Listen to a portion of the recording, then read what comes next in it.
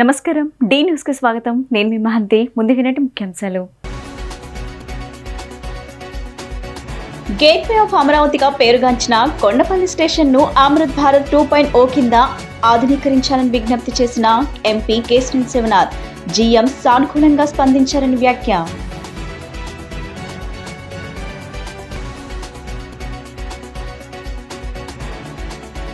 Vijayawada Patamata fountain club మరియు పరిసర ప్రాంతాల్లో రోడ్లను అభివృద్ధి చేసేందుకు చర్యలు తీసుకుంటామని తూర్పు ఎమ్మెల్యే గద్దె రామ్మోహన్ స్పష్టం.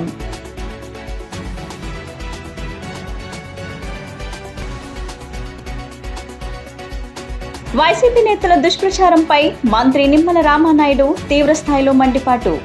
అమరావతిని లేపడానికి పొన్నూరును ముంచేశారంటూ అంబటి చేసిన ఆరోపణలు నీటి మూటలు నీటి మాటలను తేలిపోయాయని వ్యాఖ్య.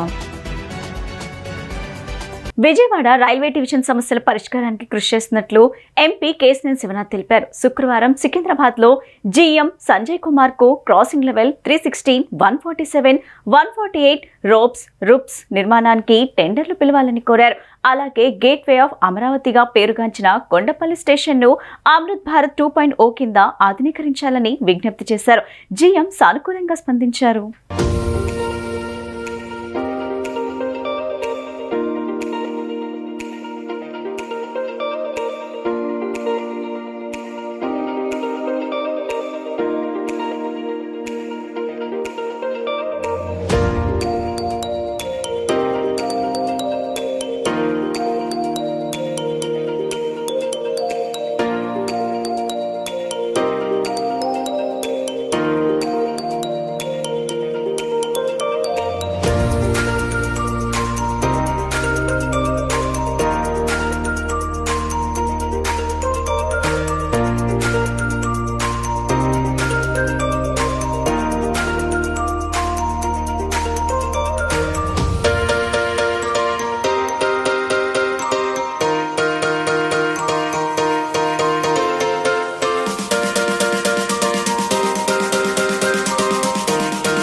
విజయవాడ పటమట ఫౌంటైన్ క్లబ్ పరిసర ప్రాంతాల్లో రోడ్లను అభివృద్ధి చేసేందుకు చర్యలు తీసుకుంటామని తూర్పు ఎమ్మెల్యే గద్దె రామ్మోహన్ తెలిపారు. వాకింగ్ ట్రాక్లతో పాటు డ్రైనేజ్లను నిర్మించేందుకు కాలనీవాసుల సహకారంతో కృషి చేస్తామని వెల్లడించారు.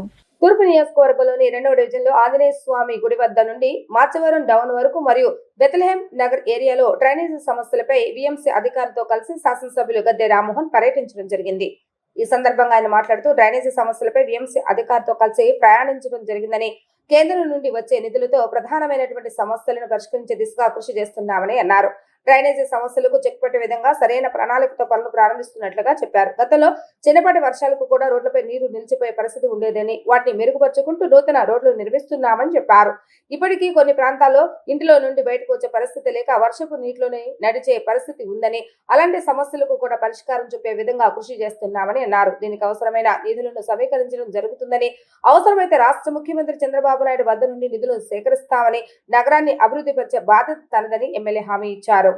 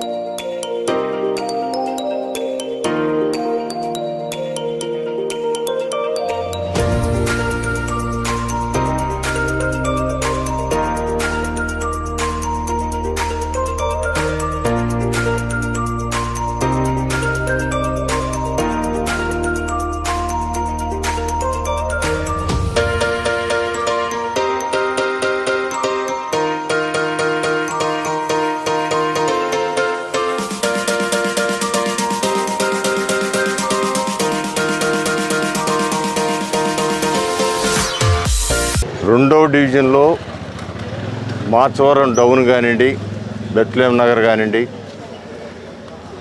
కొండ ప్రాంతం మీద వర్షం పడగానే వచ్చే నీళ్లతో మనుషులు మునిగిపోయేంత నీళ్లు 1 గంట 2 గంటల పాటు ఇబ్బంది పడుతున్న సందర్భంలో దీనికి శాశ్వతమైన పరిష్కారం కోసం ఈ రోజున ఉదయాన్నే కార్యక్రమం పెట్టుకుని సిఈ గారిని, ఈ గారిని, ఏఈలు, డిఈలు అందరూ కూడా రావడం జరిగింది. ప్రత్యేకమైన కేంద్ర ప్రభుత్వం యొక్క నిధులు ఏవైతే ఉన్నాయో ఆ నిధుల్ని ఉపయోగించి ఈ ప్రాంతంలో ఉన్న ప్రధాన సమస్యను పరిష్కరించాలని చెప్పి ఆలోచన చేసి ఇవాళ ఇన్స్పెక్ట్ చేయడం జరిగింది. అధికారులందరూ కూడా పూర్తిగా అవగాహన వచ్చింది. దాన్ని ఇమ్మీడియట్గా తక్షణమే దాని ఎస్టిమేషన్లు, లెవెల్స్ ఇవన్నీ కూడా తీసుకుని కొన్ని రోజుల్లోనే ఈ వర్క్ను ప్రారంభించేటట్టు చేయటానికి అన్ని ప్రయత్నాలు చేస్తూ ఉన్నాం. ఎన్ని లక్షల రూపాయల నిధులు కావాలన్నా కూడా సమీకరించుకునే అవకాశం ఉంది. కేంద్ర ప్రభుత్వం సుమారు పెద్ద అమౌంట్ని ఇవ్వటం జరిగింది. దానిలో ఇది కానివ్వండి, పుల్లేటి గట్ట కానివ్వండి, ఈ యొక్క డ్రైన్లు అన్నీ కూడా సమగ్రంగా పూర్తి చేసి ప్రజలు పడుతున్న ఇబ్బందులు నేను చూశాను. మొన్న వర్షాల రోజుల్లో రోడ్డు నాశపట్టిన పరిస్థితి. ఇప్పటికీ కొందరు ఇళ్ల ముందు నీళ్లు శాశ్వతంగా నిలవండి వాళ్ళు బయటికి రావడానికి రాళ్ళు వేసుకున్న రాళ్ల మీద వచ్చే పరిస్థితి ఉంది. వైసీపీ నేతల దుష్ప్రచారంపై మంత్రి నిమ్మల రామానాయుడు తీవ్ర స్థాయిలో మండిపడ్డారు. అమరావతిని లేపడానికి పొన్నూరును ముంచేశారంటూ అంబటి చేసిన ఆరోపణలు నీటి మూటలు, నీటి మాటలని తేలిపోయాయని చెప్పారు. గుంటూరు ఛానల్ హెడ్ రెగ్యులేటర్ మూసి ఉందా, తెరిచి ఉందా అంటే సమాధానం ఎందుకు లేదని అంబటి రాంబాబును ప్రశ్నించారు. ప్రకాశం బ్యారేజ్ గేట్లు పనిచేయటం లేదని, బెజవాడ మునిగిపోతుందంటూ నిత్యం అబద్ధాలు, అసత్యాలే పనిగా వైసీపీ ప్రచారం చేస్తుందని దుయ్యబట్టారు. నేతి బీరకాయలో నెయ్యి ఉండదన్నట్లుగానే వైసీపీ నేతల మాటల్లో నిజాయితీ కూడా ఉండదన్నారు. అమరావతిని లేపడానికి కొండవీటి వాగు వరదంతా కూడా పొన్నూరు వైపు తరలించి పొన్నూరుని ముంచేశారని వైసీపీ నాయకుడు అంబటి మురళీకృష్ణ గారు చేసినటువంటి అసత్యమైన ఆరోపణల మీద నీటిపారుదల శాఖ అధికారులు పోలీస్ స్టేషన్లో ఫిర్యాదు చేస్తే నిన్న ఆ యొక్క పోలీస్ శాఖ దర్యాప్తులో అంబటి మురళీకృష్ణ గారు నీళ్లు నములుతూ ఆ యొక్క సమాధానాలు చెప్పలేనటువంటి పరిస్థితి చూస్తే ఆయనవన్నీ కూడా నీటి మూటలు, నీటి మాటలే అని అందరికీ అర్థమైనటువంటి పరిస్థితి. కొండవీటి వాగుకు సంబంధించినటువంటి వరద నీటిని కేడబ్ల్యూ కాలువలోకి వదలడం మీరు చూసారా అంటే సమాధానం లేనటువంటి పరిస్థితి. గుంటూరు ఛానల్ హెడ్ రెగ్యులేటర్ తెరిచి ఉందా, మూసి ఉందా అంటే దానికి సమాధానం లేనటువంటి పరిస్థితి. కొండవీటి వాగుకు సంబంధించినటువంటి వరద నీరుని కాలువల్లోకి వదలడం మీరు చూసారా, చూస్తే ఇరిగేషన్ అధికారులకు తెలియజేశారా అంటే దానికి సమాధానం లేనటువంటి పరిస్థితి. పెదకాకాని, చేబ్రోలు, మంగళగిరి, తాడికొండలు అధిక వర్షపాతం పడినటువంటి విషయాన్ని మీరు గుర్తించారా అంటే సమాధానం లేనటువంటి పరిస్థితి. చేబ్రోల్లో 299 మిల్లీమీటర్లు, పెదకాకానిలో 260 మిల్లీమీటర్ల వర్షపాతం నమోదైన విషయాన్ని మీరు తెలుసుకున్నారంటే దానికి సమాధానం లేనటువంటి పరిస్థితి.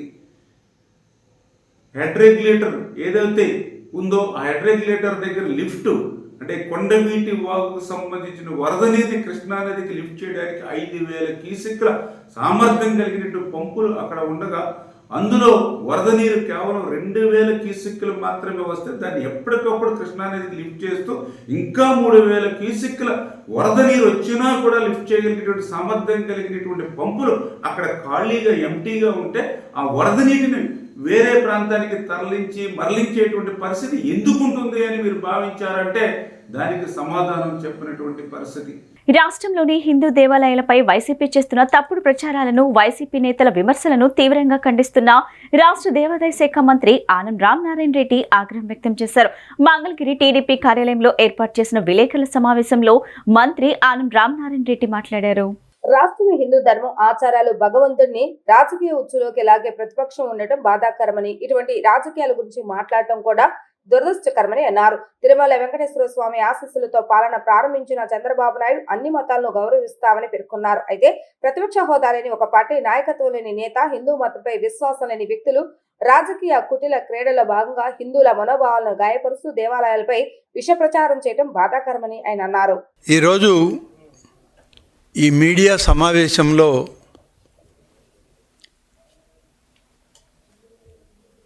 ఒక ప్రత్యేకమైన పరిస్థితుల్లో ఈ రాష్ట్రంలో అనుకోని విధంగా భగవంతుణ్ణి, అలాగే హిందూ ధర్మాన్ని, ఆచారాలను రాజకీయ వైకుంఠపాళిలోకి లాగేటువంటి ప్రతిపక్షం ఈ రాష్ట్రంలో ఉండడం బాధాకరం. ఇది ఈ విషయాలపైన మాట్లాడాల్సి రావడం కూడా కొంత బాధను కలిగిస్తూ ఉంది. గడిచిన సంవత్సరం రోజులుగా కూటమి నాయకత్వం, తెలుగుదేశం పార్టీ జాతీయ అధ్యక్షులు, రాష్ట్ర ముఖ్యమంత్రిగా శ్రీ నారా చంద్రబాబు నాయుడు గారు వచ్చాక అనేక విధాల రాష్ట్రంలో గతంలో జరిగినటువంటి దుర్మార్గపు పరిపాలన నుంచి రాష్ట్రాన్ని, ప్రభుత్వాన్ని, ప్రజలని కాపాడడంతో భగవత్ ఆలయాలను కూడా ప్రక్షాళన చేయాలి అనేటువంటి ఆయన నిర్ణయం. మొట్టమొదటగా తిరుమల శ్రీ వెంకటేశ్వర స్వామి ఆశీస్సులు తీసుకొని పరిపాలనకు వచ్చే రోజే ఆయన సనాతన ధర్మాలని, ఆచారాలని కాపాడుతాము, హిందూ ధర్మాలతో పాటు అన్ని మతస్థులను కూడా గౌరవిస్తాం మేము అని చెప్పేటువంటి కార్యక్రమం చేశాం. ఇంద్రకీలాద్రిపై వేంచేసి ఉన్న శ్రీ కనకదుర్గమ్మ వారి సన్నిధి శ్రావణ శోభతో కలకల్లాడింది. శ్రావణ మాసం ఆఖరి శుక్రవారాన్ని పురస్కరించుకొని అమ్మవారి సన్నిధిలో సామూహిక వరలక్ష్మి వ్రతాలను నిర్వహించారు. మహిళలు విశేష సంఖ్యలో పాల్గొని ఈ సామూహిక వరలక్ష్మి వ్రతాలను భక్తి శ్రద్ధలతో ఆచరించారు. వేద పండితుల మంత్రోచ్చరణల నడుమ కనుల పండుగ సామూహిక వ్రతాలు కొనసాగాయి. ఇంద్రకీలాద్రిపై కొలుతీరిన జగజ్జనని శ్రీ కనకదుర్గమ్మ తల్లి సన్నిధిలో సిరులు కురిపించే చల్లని తల్లి శ్రీ వరలక్ష్మీదేవి కటాక్షాన్ని కాంక్షిస్తూ వరలక్ష్మి వ్రతాలను నిర్వహించారు. శ్రావణ మాసంలో ఆఖరి శుక్రవారాన్ని పురస్కరించుకొని వందలాది మంది మహిళలు సామూహిక వరలక్ష్మి వ్రతాలను శాస్త్రోక్తంగా నిర్వహించారు. మహామండపం 6వ అంతస్తులో అమ్మవారి ఉత్సవమూర్తిని వరలక్ష్మీదేవిగా అలంకరించారు. అమ్మవారి సన్నిధిలో సామూహికంగా మహిళలతో వరలక్ష్మి వ్రతాలను సాంప్రదాయబద్ధంగా జరిపించారు. వ్రతాచరణ కోసం తరలివచ్చిన మహిళలకు దేవస్థానం ఆధ్వర్యంలో అన్ని పూజా ద్రవ్యాలను ఉచితంగా అందజేస్తారు. వేద పండితుల ప్రత్యక్ష పర్యవేక్షణలో కలశాన్ని ప్రతిష్ఠించి అమ్మవారి చిత్రపటాన్ని ఉంచి షోడాపచార పూజలు నిర్వహించి కంకాధారణ గావించి వరలక్ష్మీదేవిని ఆవాహన చేసి శాస్త్రోక్తంగా వ్రతాలను నిర్వహించారు.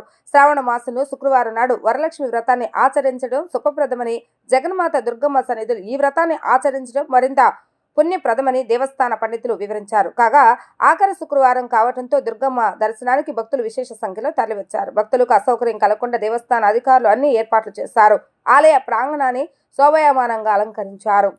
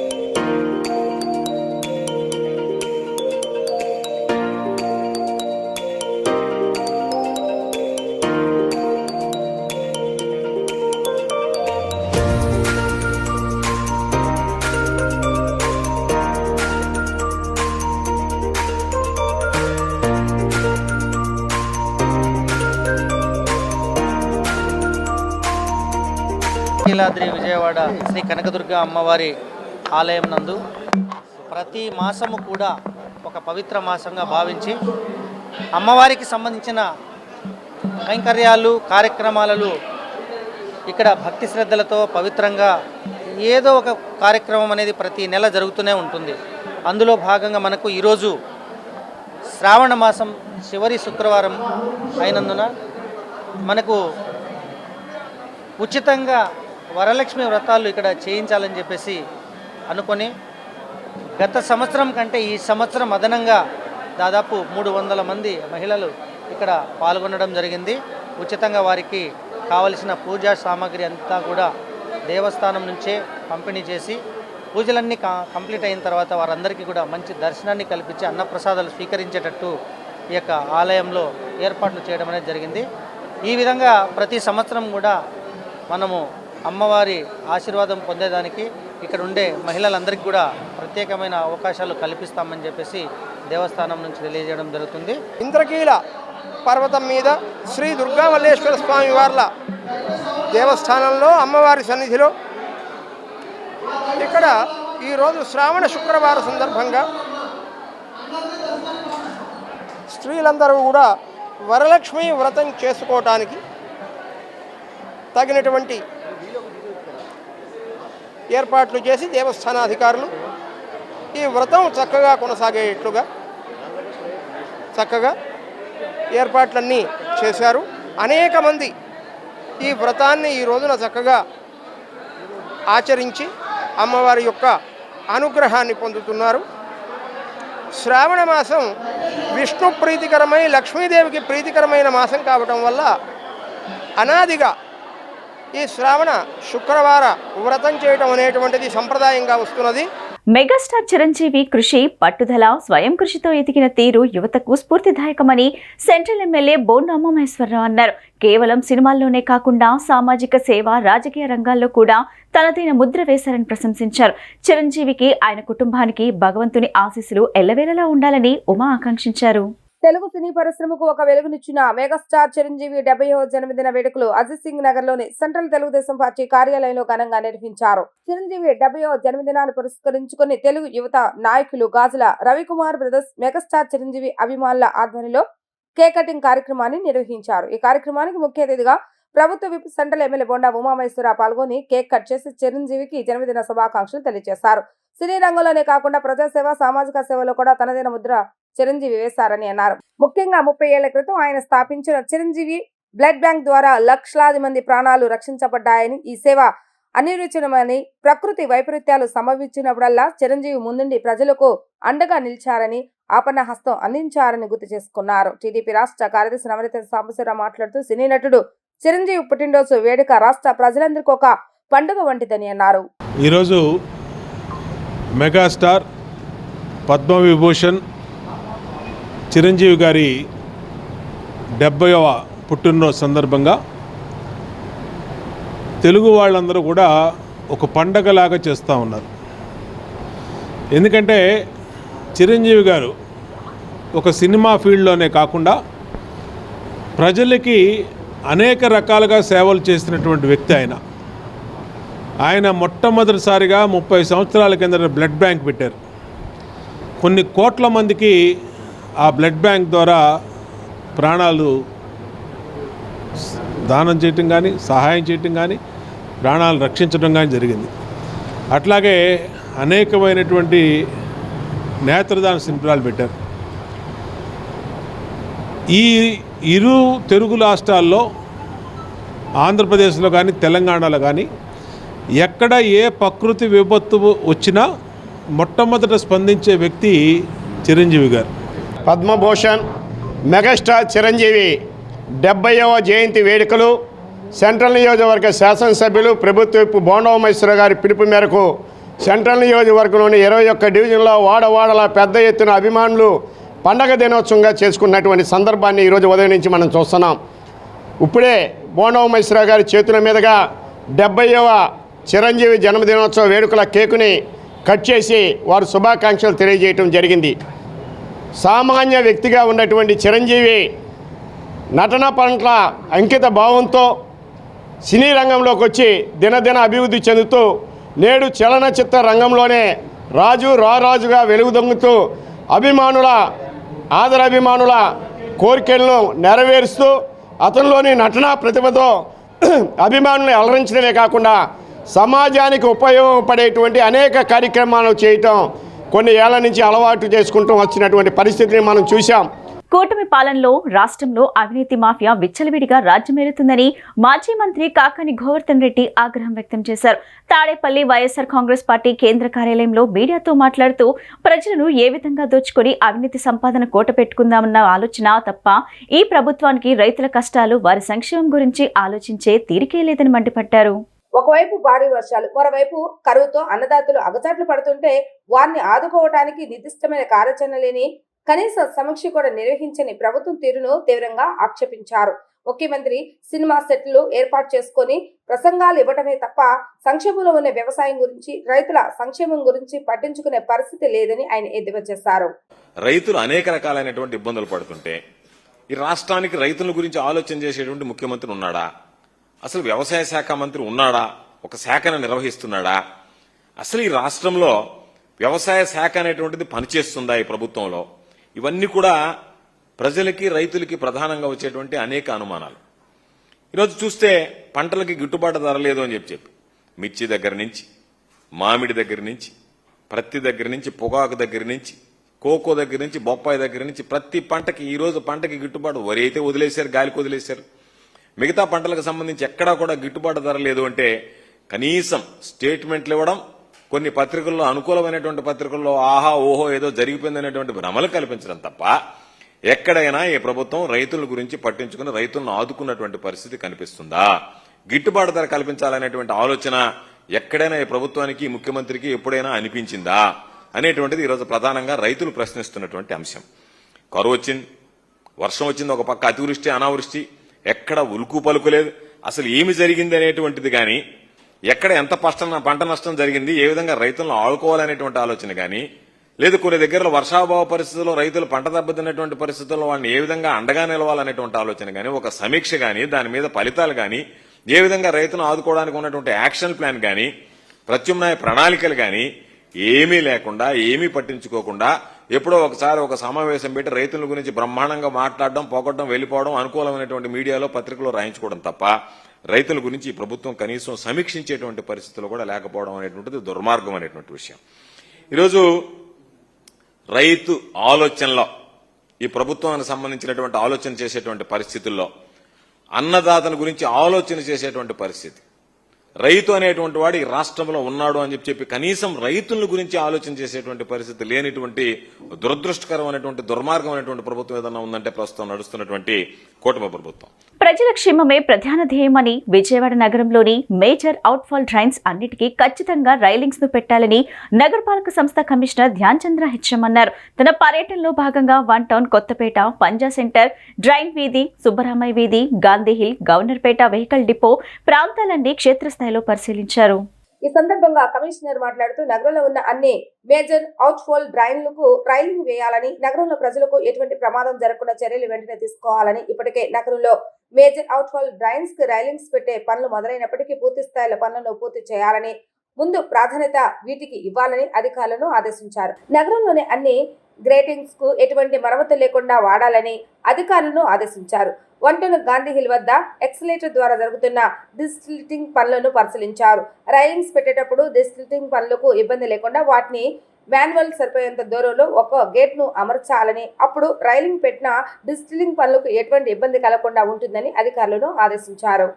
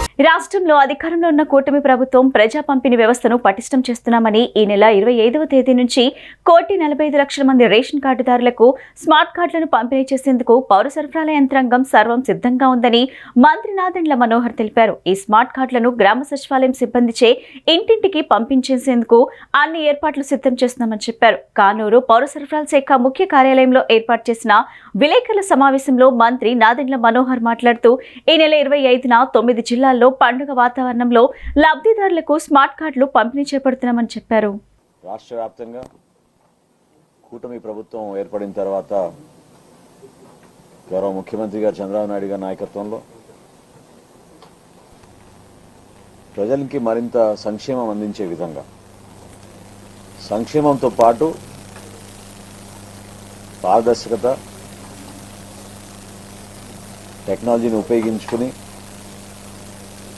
మారుమూల ప్రాంతాల్లో కూడా ప్రభుత్వ యంత్రాంగం పరిపాలన అంతిమంగా ప్రతి కుటుంబానికి మేము చేసే కార్యక్రమం అందే విధంగా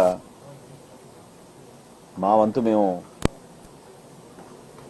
అడుగులు వేసుకుంటూ సుపరిపాలనలో భాగంగా అనేక సంస్కరణలు తీసుకొచ్చాం. గౌరవ ఉప ముఖ్యమంత్రి గారు పవన్ కళ్యాణ్ గారు అనేక సందర్భాల్లో చెప్పింది ఏంటంటే కామన్ మ్యాన్ని సామాన్యుని మనం ఆదుకునే విధంగా ప్రభుత్వం నుంచి ఏ పథకం చేసినా ఏ కార్యక్రమం చేసినా అందులో నిజాయితీ ఉండాలి. అందులో భాగంగానే రాష్ట్ర వ్యాప్తంగా ఈ నెల 25వ తారీఖు నుంచి స్మార్ట్ రైస్ కార్డుల డిస్ట్రిబ్యూషన్ ప్రారంభించబోతున్నాం. దాదాపు 1,45,00,000 రైస్ కార్డ్స్ ఉచితంగా ఇప్పుడు ఎవరికైతే కార్డ్స్ ఉన్నాయో వారందరికీ కూడా కొత్తగా దాదాపు 6,71,000 మందికి మనం నమోదు చేసుకున్న వాళ్ళకి కూడా ఈ అవకాశం కల్పించి ఒక భారీ స్థాయిలో టెక్నాలజీని ఉపయోగించుకుంటూ బహుశా భారతదేశంలో ఎక్కడ కూడా ఇప్పటి వరకు ఇటువంటి కార్యక్రమం జరుగుండదు. ఎందుకంటే ఎలక్షన్ కమిషన్ కూడా చాలా సమయం తీసుకుంటుంది. కానీ 25వ తారీఖున ప్రారంభించబోయే ఈ కార్యక్రమం క్షేత్రస్థాయిలో ఇంటింటికి వెళ్లి అందించడానికి కోసం కూడా ఒక ప్రయత్నం చేయబోతున్నాం. తనను కులం పేరుతో దూషించిన తన ఆస్తిని కాజేయాలని కుట్రలో భాగంగా తనపై కొంతమంది వ్యక్తులు దాడి చేశారని గిద్దలూరు రాచర్ల మండలానికి చెందిన రిటైర్డ్ ఆర్మీ జవాన్ చెన్నయ్య తెలిపారు. తనను కిడ్నాప్ చేసి ఇంటిని తాకట్టు పెట్టించడమే కాకుండా బంగారం, విలువైన పత్రాలు దోచుకెళ్లారని తెలిపారు. ఈ ఘటనపై పోలీసులకు ఫిర్యాదు చేసినా ఎటువంటి చర్యలు తీసుకోలేదని వాపోయారు. ప్రెస్ క్లబ్ లో ఏర్పాటు చేసిన విలేకరుల సమావేశంలో ఆయన మాట్లాడారు. తన భార్య మరణం తర్వాత ముస్లిం యువతతో సహజీవనం చేసినప్పటికీ మనస్పర్ధల కారణంగా విడిపోయామని, ఆ తర్వాత ఆ యువతి బంధువులు తనను కిడ్నాప్ చేసి ఇంటిని తాకట్టు పెట్టించి రాయించుకున్నారని ఆయన ఆరోపించారు. తర్వాత తన ఇంటిపై దాడి చేసి తల్లి కూతుని గాయపరిచి 6.8 లక్షల సొమ్ము, బంగారం, విలువైన పత్రాలు దొంగిలించారని వాపోయారు. ఈ విషయంలో పోలీసులకు ఫిర్యాదు చేసిన ఎటువంటి చర్యలు తీసుకోలేదని ఆవేదన వ్యక్తం చేస్తారు. త్వరలో హోంమంత్రిని కలిసి ఫిర్యాదు చేస్తానని ఆయన తెలిపారు. నేను గతంలో ఆర్మీలో ఉన్నాను. ఈ మధ్యకాలంలో రిటైర్డ్ అయ్యాను. నాకు ముస్లిమ్స్ అమ్మాయి నాతో కాంటాక్ట్ అవ్వడం జరిగింది. ఇద్దరి అనుకూలంతో నేను ఆమెతో జీవనం కొనసాగుతున్నాను. ఆ తర్వాత కొంతకాలం తర్వాత నా పనుల వల్ల నేను కాంటాక్ట్ తొలగించుకోవడం జరిగింది. ఆ తర్వాత ఆమె వాళ్ళ బంధువుల మిత్రులు తోలుకొని వచ్చి నా మీద అటాక్ చేసి నన్ను ఎత్తుకెళ్ళి ఒక రోజంతా వాళ్ళ కస్టడీలో పెట్టుకొని బలవంతంగా నా మీద ఇల్లు తాకట్టు పెట్టినట్టు రాయించుకొని సంతకం చేయమని నన్ను ఫోర్స్ చేస్తే నేను పెట్టను అంటే నువ్వు ఎట్టబెట్టవు, పెట్టకపోతే చంపుతామని బెదిరించి నన్ను పెట్టించుకోవడం జరిగింది.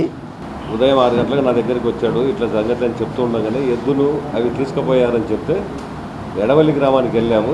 వెళ్ళి విచారించగా 9:30 వాళ్ళు 9 మంది కారు వేసుకొని వచ్చి తను అటాక్ చేసి కొట్లాటలు జరిగినప్పుడు నేను నీకేం రాసి ఇవ్వలేదు, ఊరికి అనవసరంగా నా మీద ఈ విధంగా చేస్తున్నారని చెప్పి అతను కొట్లాడి వాళ్ళతో తప్పించుకొని పారిపోవడం జరిగింది.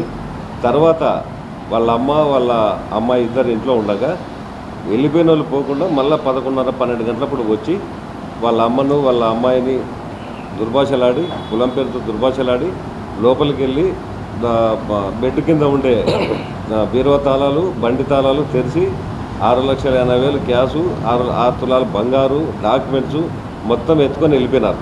భవిష్యత్తులో సింగనగర్ ప్రాంతానికి వరదలు రావటం అసాధ్యమని సెంట్రల్ ఎమ్మెల్యే బోండా ఉమా అన్నారు. చిన్నపాటి వర్షానికే కొంతమంది పని కట్టుకుని మరీ బుడమేరకు గండ్లు పట్టాయని వదంతులు సృష్టిస్తున్నారని మండిపడ్డారు. వెలగలూరు నుండి గన్నవరం నియోజకవర్గంలో ఉన్న 33 తూముల వరకు కాలువలు పూర్తిగా ఆధునీకరించబడ్డాయని చెప్పారు. గత వర్షాకాలంలో బుడమేరు కాలువలోకి ఎగువ ప్రాంతాల నుంచి ఒక్కసారిగా భారీగా వరద నీరు వచ్చి సింగనగర్ ప్రాంతం వరద ముంపును ఎదుర్కొన్న సంగతి తెలిసిందే. ఆ సమయంలో కృష్ణానదిలోకి నీరు వెళ్లే మార్గాలు సరిగా లేకపోవడం వల్ల కాలువలో గండ్లు పడటం వల్లే ముంపు పరిస్థితి ఏర్పడిందని సెంట్రల్ ఎమ్మెల్యే బోండా ఉమామహేశ్వరరావు అన్నారు. టీడీపీ సెంట్రల్ నియోజకవర్గ కార్యాలయంలో విలేకరుల సమావేశంలో ఆయన మాట్లాడుతూ గత ప్రభుత్వం నిర్లక్ష్యం కారణంగానే బుడమేరుకు వరదలు వచ్చాయని విమర్శలు గుప్పించారు. అయితే తాము అధికారంలోకి వచ్చిన 5 నెలల్లోనే ఊహించని రీతిలో వరదలు వచ్చినా ముఖ్యమంత్రి వెంటనే చర్యలు తీసుకుంటున్నారని తెలిపారు. రాష్ట్ర ప్రభుత్వం 3,000 కోట్ల రూపాయల నిధులు మంజూరు చేసి బుడమేరు కాలువల ఆధునీకరణ చేపట్టిందని, యుద్ధ ప్రాతిపదికన పనులు జరిగి వెలగలేరు గేట్లను శాశ్వత ప్రతిపాధికారులతో ఏర్పాటు చేసినట్లుగా వివరించారు. జిల్లా కలెక్టర్ డాక్టర్ లక్ష్మీషా, విజయవాడ నగరపాలక కమిషనర్ ధ్యాన్ చంద్ పర్యవేక్షణలో వెలగలేరు నుండి గన్నవరం నియోజకవర్గంలో ఉన్న 33 తూముల వరకు కాలువలు పూర్తిగా ఆధునీకరించబడ్డాయని చెప్పారు. గతంలో అధ్వాన పరిస్థితులు ఉన్న 33 తూములు ఇప్పుడు పూర్తిగా బలోపేతం కావడంతో ఇకపై ముంపు ఉండదని ఆయన స్పష్టం చేశారు. బుడమేరు పొంగుతుందని తరచూ వచ్చే వదంతులు పూర్తిగా అసత్యమని, చిన్న వర్షం పడితేనే విష ప్రచారాలు చేస్తున్నారని ఎమ్మెల్యే ఆగ్రహాన్ని వ్యక్తం చేశారు.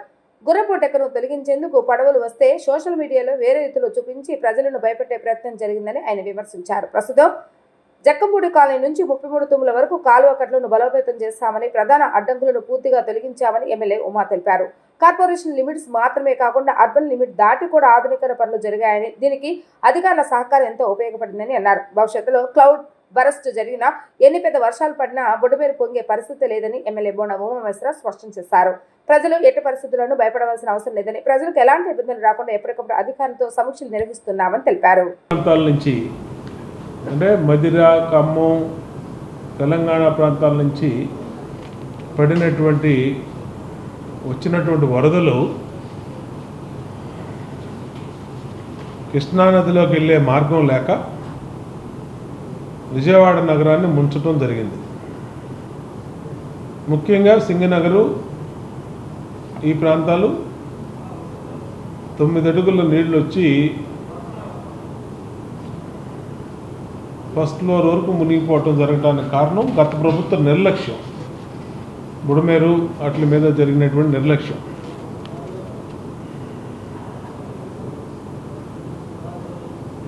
ఆ రోజు ఈ ప్రభుత్వం అప్పుడే అధికారంలోకి రావటం, వచ్చిన 5 నెలల్లోనే జరగటం, ఊహించినటువంటి మెరుపు వరదల్లాగా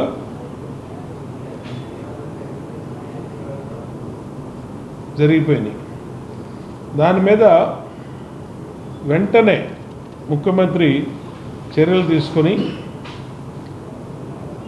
బుడమేరు ముంపుకి శాశ్వత పరిష్కారం దిశగా 3,000 కోట్లు నిధులు మంజూరు చేసి బుడమేరు కాలువల ఆధునీకరణ, తెగిపోయిన చోట కాలువలు తెగిపోయిన చోట యుద్ధ ప్రాతిపదిక మీద మరామతులు,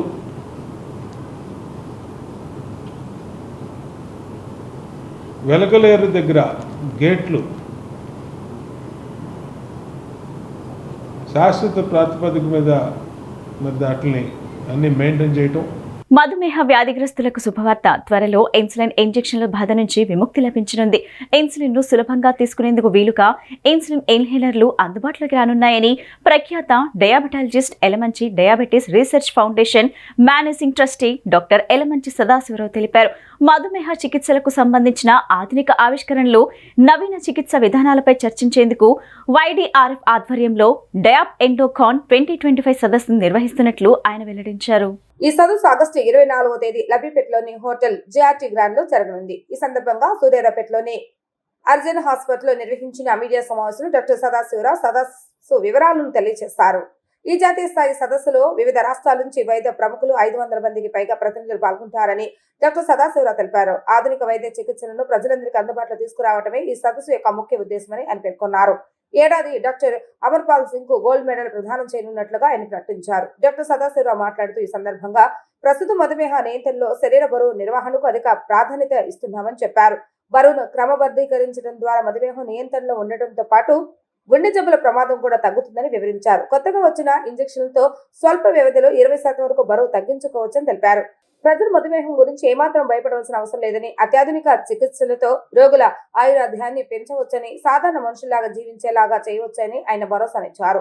ప్రపంచవ్యాప్తంగా అందుబాటులో ఉన్న ఆధునిక ఆవిష్కరణల గురించి వైద్యులకు జ్ఞానాన్ని అందించే అద్భుతమైన వేదికగా ఎండో డయాబ్ కాన్ 2025 సదస్సు నిలుస్తుందని పేర్కొన్నారు. ఈ సదస్సుకు ఆంధ్రప్రదేశ్ మెడికల్ కౌన్సిల్ నుంచి 2 CME క్రెడిట్ పాయింట్లు కూడా లభించాయని ఆయన తెలియజేశారు. ఈ కార్యక్రమంలో YDRF joint managing trustee doctor Himana Elavanchili, secretary Aishwarya Elavanchili, joint secretary Amulya Elavanchili Diab Endo Con 2025 బ్రోచర్లను ఆవిష్కరించారు.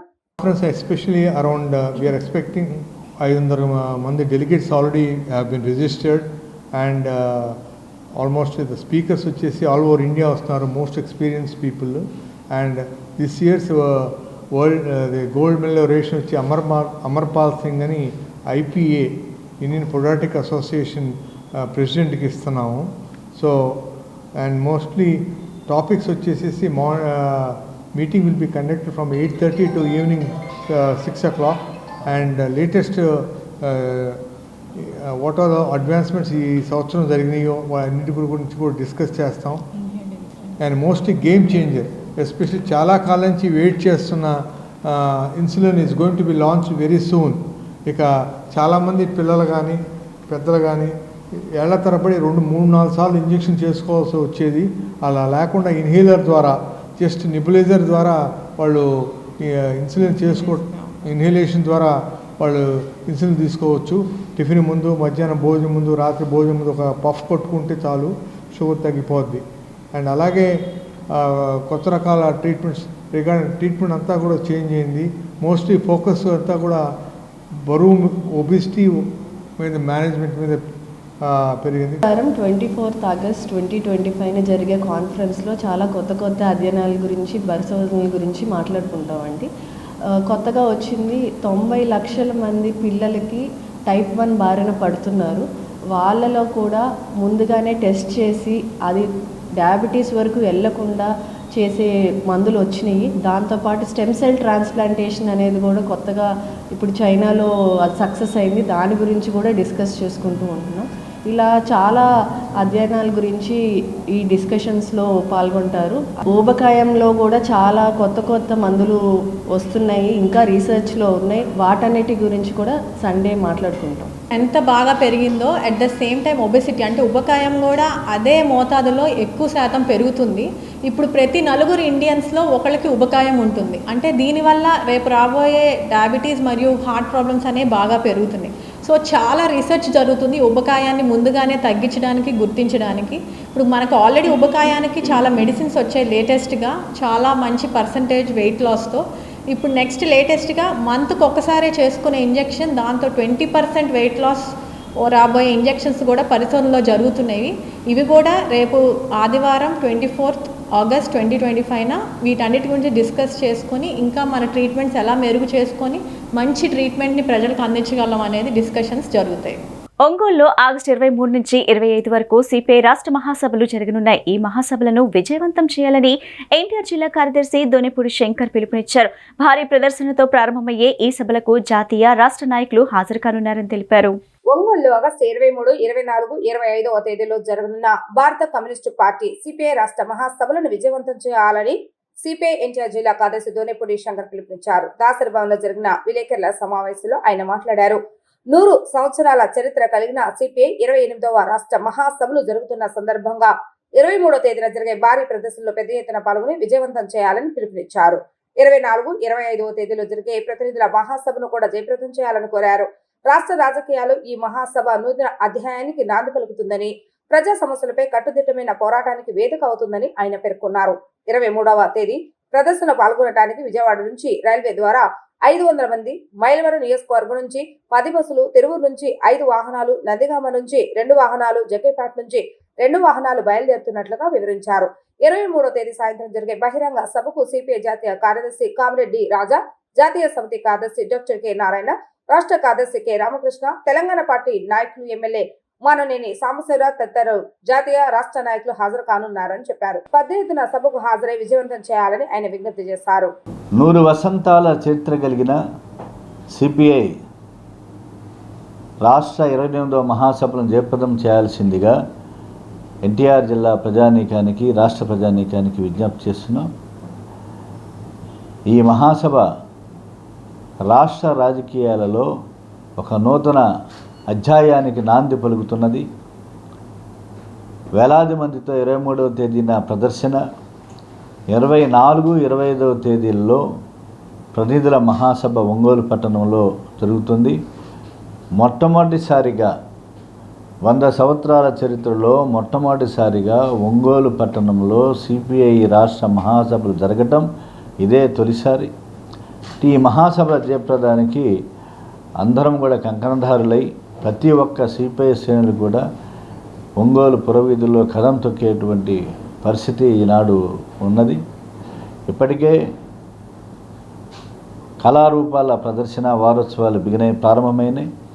రేపు 23వ తారీఖున సాయంత్రం ప్రదర్శన, బహిరంగ సభ.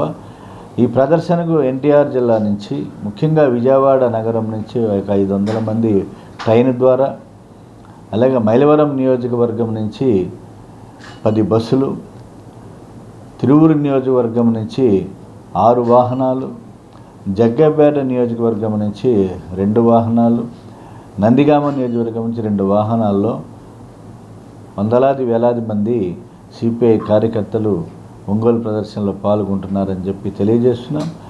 ఇదే సందర్భంలో మా పార్టీ జాతీయ సమితి కార్యదర్శి కామిరెడ్డి రాజా, సిపిఐ జాతీయ సమితి కార్యదర్శి కామిరెడ్డి నారాయణ గారు, సిపిఐ రాష్ట్ర కార్యదర్శి కామిరెడ్డి రామకృష్ణ గారు, తెలంగాణ పార్టీ రాష్ట్ర కార్యదర్శి నాయకులు, మాజీ ప్రస్తుత శాసనసభ్యులు కోనపనేని సాంబశివరావు గారు తదితర జాతీయ, రాష్ట్ర రాజకీయ నాయకులందరూ కూడా పాల్గొంటారు. కొండవీటి వాగు వద్ద సమస్య ఏంటో తెలుసుకోవడానికి కావాలని కొంతమంది దుష్ప్రచారం చేయడం చాలా దారుణమని మంత్రి నారాయణ ఆగ్రహం వ్యక్తం చేశారు. వెస్ట్ బైపాస్ బ్రిడ్జ్ కింద వాగు ప్రవాహానికి 25 అడుగుల లోతు ఉండాలని, కానీ పూర్తిగా మట్టితో నిండిపోవడం వల్ల నీళ్లు వెనక్కి వచ్చాయని చెప్పారు. అధికారులు వెంటనే స్పందించి రోడ్లకు గండి కొట్టి నీటిని బయటకు పంపించారని పేర్కొన్నారు. రాజధానిలో నీరుకొండ వద్ద కొండవీటి వాగును పరిశీలించారు మంత్రి నారాయణ. ఈ సందర్భంగా ఆయన మాట్లాడుతూ, నిజాలు తెలుసుకోకుండా పనిగట్టుకుని దుష్ప్రచారం చేయడం సరికాదని, అమరావతిలో ఎంత వరద వచ్చినా ఇబ్బంది లేకుండా నెదర్లాండ్స్ వాళ్ళు కాలువలు, రిజర్వాయర్లు డిజైన్ చేస్తారని తెలిపారు. వర్షాలకు ముందు మట్టి తొలగించి ఉంటే సమస్య ఉండేది కాదని అన్నారు.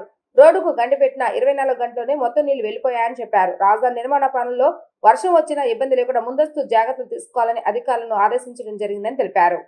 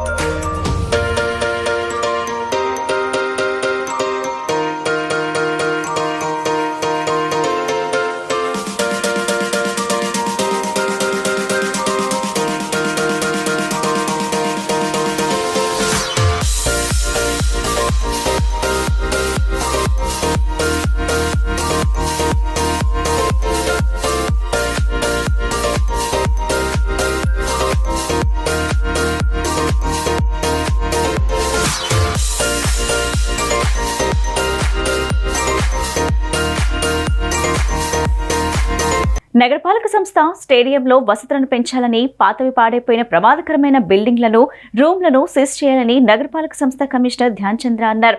బందర్ రోడ్లో గల దండమూడి రాజగోపాలరావు స్టేడియంలో క్షేత్రస్థాయిలో పరిశీలించారు. ఈ సందర్భంగా ఆయన మాట్లాడుతూ స్టేడియంలో ఆడుకునేందుకు వచ్చే వారి కోసం మరింత వసతుల్ని పెంచాలన్నారు. అంతేకాకుండా అక్కడ ప్రమాదకరమైన 3 రూమ్లను గుర్తించి అందులో ఒక రూమ్ను సీజ్ చేశారు.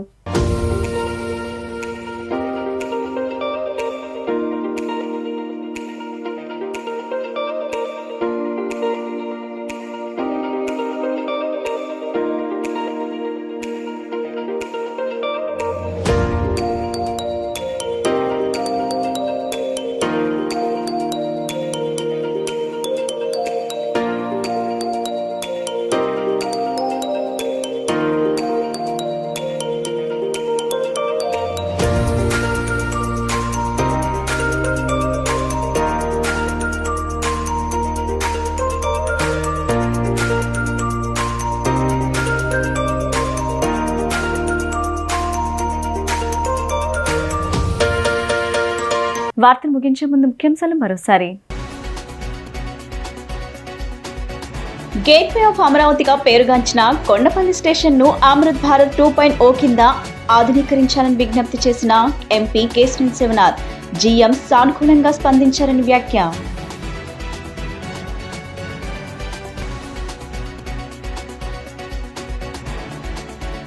విజయవాడ పటమట ఫౌంటైన్ క్లబ్ మరియు పరిసర ప్రాంతాల్లో రోడ్లను అభివృద్ధి చేసేందుకు చర్యలు తీసుకుంటామని తూర్పు ఎమ్మెల్యే గద్దె రామ్మోహన్ స్పష్టం.